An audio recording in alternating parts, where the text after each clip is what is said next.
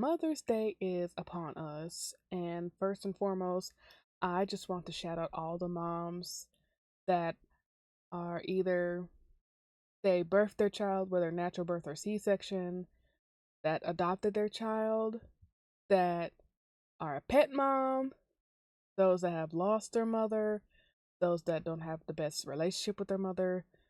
Still, I want to wish you all a happy Mother's Day. Except for one group of moms. This group is known as boy moms, which it doesn't seem like the end of the world in and of itself, the term boy mom. It's the action of these boy moms. Now, the Urban Dictionary takes this definition more extreme end of the spectrum. They say a mom who is emotionally incestuous with her sons. But overall, a boy mom is literally what it is, a mother of sons. Now, a woman can be a boy mom and still have daughters. The US Today brings up the topic of a since deleted TikTok video of a momfluencer who shares videos about her children, but mostly about the differentiating feelings between her daughter and her son. According to the video, it says she is obsessed with her daughter and loves her daughter, but her son has her heart and soul. In fact, she said her whole life she wanted to be a boy mom. And sure, the term boy mom seems rather recent, but women being male centered, especially towards their sons, has been a case as old as time.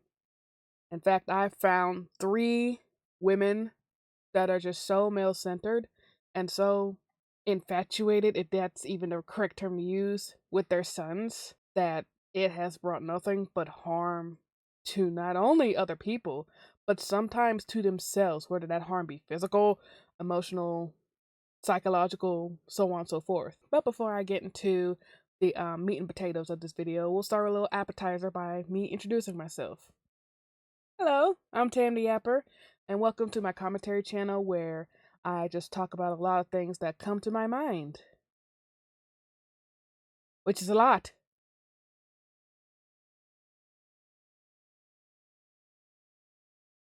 So go ahead and make yourself comfortable, have something to drink nearby, have a little snack nearby, because we are going to get into the weeds. And I also want to give a disclaimer, more or less a trigger warning for some of this. This video will include topics of incest, topics of taking someone else's life, topics of child abuse, topics of disturbing a body, and topics of mass murder. So if any of these topics will upset you in any way, shape, or form, please click off this video. I'm sure I'll pop a different video elsewhere for you to watch that's less triggering. In the meantime, I just want you all to take care of yourselves. Okay? So yes, I said that being male-centered, especially towards your son, is no new thing. I really mean that, because the first boy mom of this video was born in 15 AD, and that woman is known as Agrippina the Younger. Now, Agrippina had a pretty rough life to start out. Both her mother and father were murdered when she was merely a child, and her brother, who became the emperor, Caligula, which he deserves a video on his own, abused her in many ways and then exiled her. And despite Caligula, with his interesting mind, exiling her, she made multiple political allies. Like, she wanted to be in political power herself. I don't know if it's from her family or seeing her brother be a mass political entity, but she wanted to be in power herself.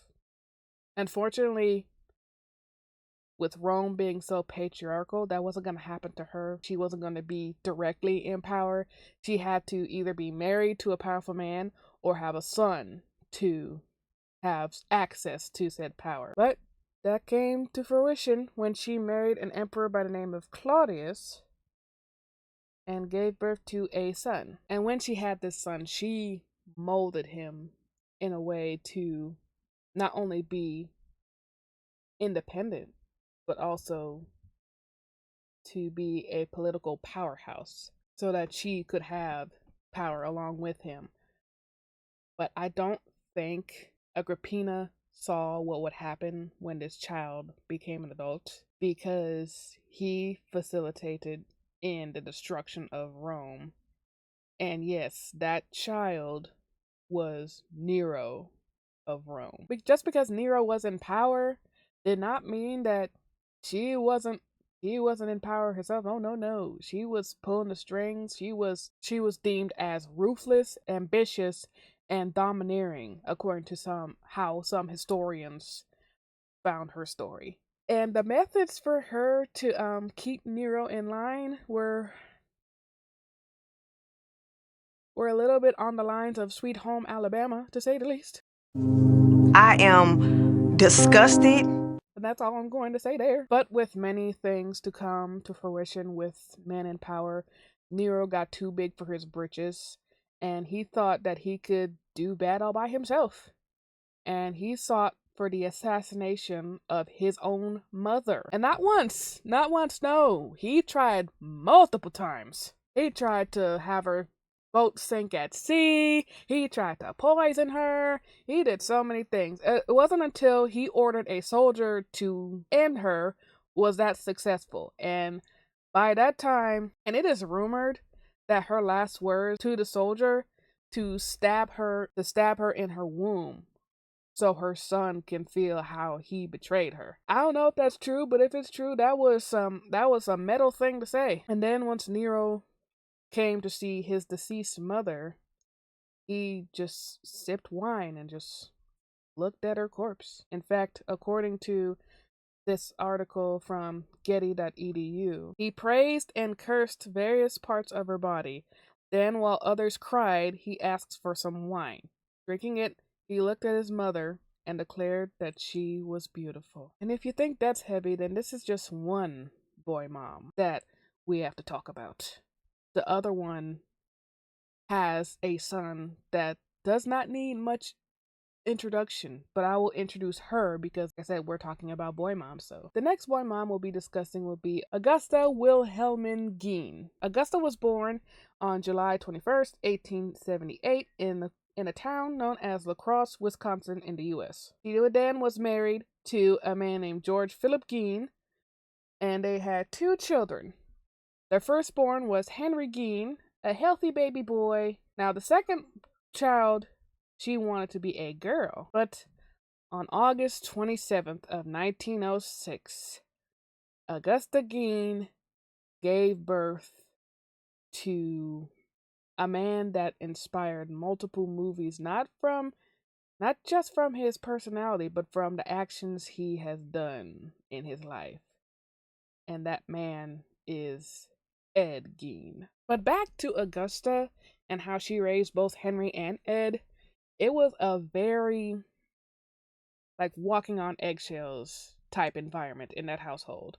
Not from their father, because George was a raging alcoholic and could not put down the bottle to save his life. So all the parenting was pushed on Augusta, who is a devout Lutheran Christian. That should tell you enough as it is. And she wasn't one of those love Jesus. She didn't do anything from the New Testament. No, everything was hellfire and brimstone from the Old Testament. And she instilled into her sons that alcohol and coming into any contact with a woman, other than herself, mind you, would lead them straight to hell. And she went so far as to make sure both of these boys did not get any form of social interaction when they were children. She basically made them do all types of work from sunup to sundown on that farm, just so she can keep them in her sight.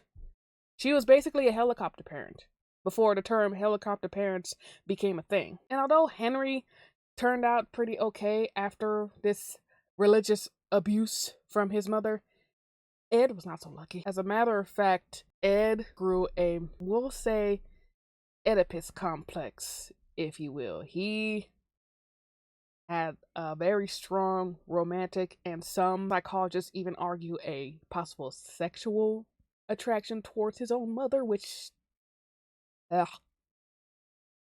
oh Lord. And them being so isolated, Augusta's isolation from the entire town made Ed more dependent on her. In fact, one psychologist that went over the case had this to say with Ed Gein's views towards his mother. Dr. Carol Lieberman, a forensic psychologist, had this to say about Ed Gein's views on his mother. The fact that she hated her husband made her more reliant on her sons for companionship. So there was some part of her that was nurturing this dependency on her sons. And then in 1940, George Gein passed away due to his excessive alcohol use. The liquor eventually caught up to him. And then 4 years after George's death, Augusta had 2 debilitating strokes. One from her overall health just failing, and one from her yelling at a woman because the woman was trying to get a man to stop being a puppy. Like, she was so mad at the woman for just existing and not mad at the man for putting hands and feet on a puppy. She had a full-on stroke to where she was completely paralyzed and she had to have Ed take care of her. Oh, I also forgot to mention, Henry did not like how domineering his mother was and wanted to form independence for himself. But in 1944, there was a fire that broke out near the farm, and Henry was then found deceased. The coroners ruled Henry's death as asphyxiation due to smoke inhalation, but they also saw that there were some bruises on his head consistent with blunt force. And Ed told the police that they had been separated during the fire while trying to put it out. Now, this is just my theory, but he did something to his brother. I don't know what he did. I was not there, but he did something to his brother because he loved his mother so much. His mother was the head of his life, and he did not want anyone talking anything negative towards his mother, which Henry was doing. Henry wanted to be independent, and Ed didn't like that. So, this is just a theory. Granted, Ed Gein is long dead. He did something to his brother. He did something and used that fire to cover it up. But anyway, and after the strokes happened, Augusta's health was just going on a downward spiral. But Ed did all he could to take care of her. But on December 29th, 1945, Augusta Gein eventually passed away. And that is when Ed Gein went clean off the hinges. As a matter of fact, Lieberman says here, he wanted to crawl into her skin. He would frequent cemeteries to dig up fresh graves of recently deceased women to use their skin to make a woman's suit to basically become his mother. And what makes it more fucked up and nauseating, he would actively look for women who resembled his mother. I'm not gonna go any more into Ed Gein because his story literally makes me want to vomit. But he did kill 2 women that also resembled his mother, Bernice Warden and Mary Hogan, to add on to his human I threw up in my mouth. His human collection, to say the least. Which, yeah, I'm going to move on for my own sanity. Now, this is probably one of the most recent story of a boy mom, because the woman that I'm going to talk about now is Sue Klebold. Now, you might not know her just by looking at her. She is an older woman. She looks frail. Who is her son?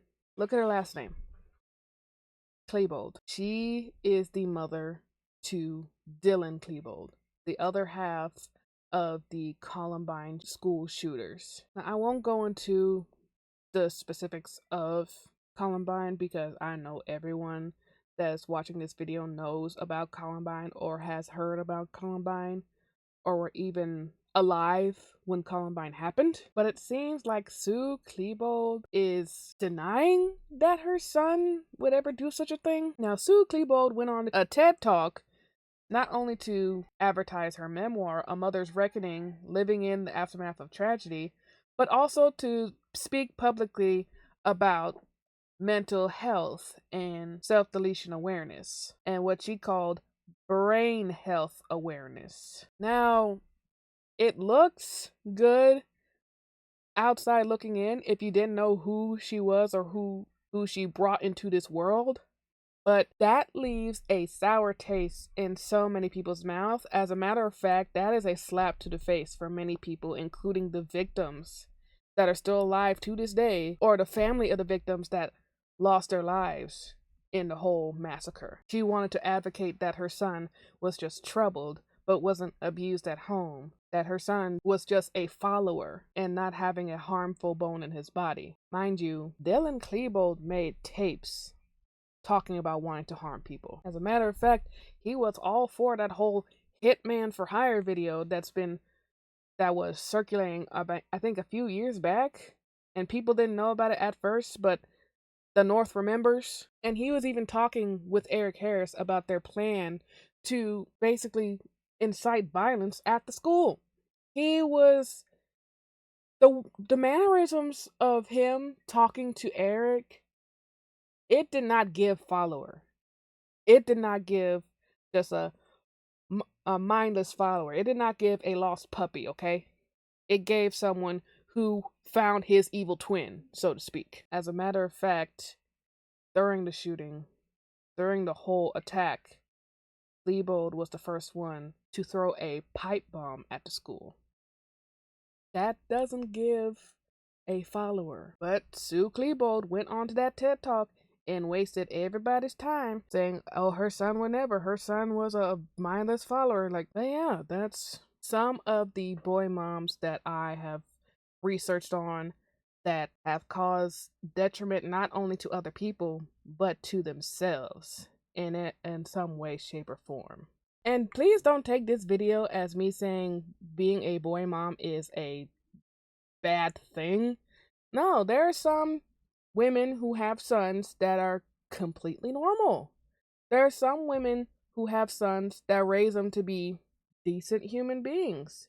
It's not about the premise of being a boy mom that's so negative is because there are some women who are so male centered that they would just center their son so much that their son can do no harm. They value their son so much.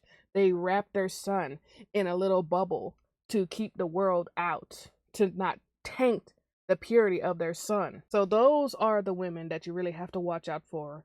Those male-centered women, you really have to hope that they never have a son for everyone's safety, including theirs. But anyway, I hope you guys enjoyed this video, and I want to wish again Happy Mother's Day. And if this video comes out by Mother's Day, if not, still Happy Mother's Day. I hope you guys enjoyed. If you enjoyed it, then give it a like and comment down your experience with a boy mom if you had any. If not, I envy you. Share this video with someone if you want. And if you really enjoyed it and want to see more videos like this, then go ahead and subscribe. Click the notification bell to make sure you stay up to date with what I post. And yeah. Be sure to wash your hands, stay hydrated, take care of yourselves, take care of each other, and I will see you guys next time I have a critical think piece. Take care now. Augusta will